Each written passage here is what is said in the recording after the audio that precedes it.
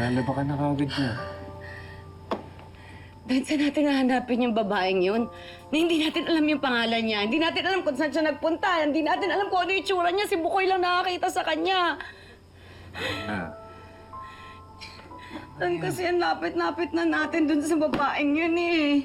Bakit di natin siya naabutan? Hindi natin nakita kung ano yung itsura ng babaeng kumuha sa anak natin. Emma! Tulungan mo si Monkey! Tulungan mo siya! Iligtas mo siya! Ano nangyari? Kinulong siya ni Ma'am Atit Kinadena. Ano? Bakit? Natuklasan kasi ni Mookie na wala talaga siyang sakit. Lahat ng yun, gawa-gawa lang ni Ma'am Olive. At ito pa, yung mga itinuturok sa kanya na gamot. Gamot para sa hayop. Ano? Hayop na Olive na yan. Eto ako nangunguli na naghahanap ng anak.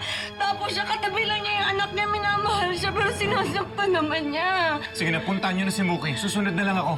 Pupunta ako sa barangay, magre-report ako kay Kapitan. Sige na. Tara. Ingat. Bilis natin.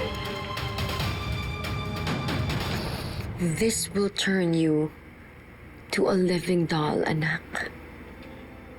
Hindi mo na magagalaw ang mga kamay mo, ang mga paa mo, ang buong katawan.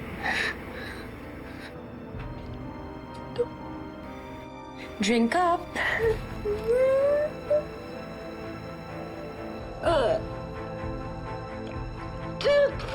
Inumin mo! Stop resisting, Moki! Dora, inumin mo! Inumin mo, sabi!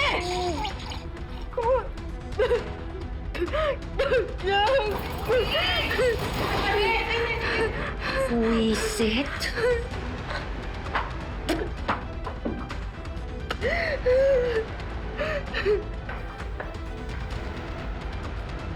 Moki!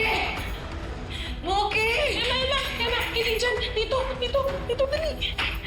Anong karapatan mong pumunta rito para hanapin ang anak ng may anak? Alam ko na kung anong ginawa mo kay Muki. Ilabas mo si Muki.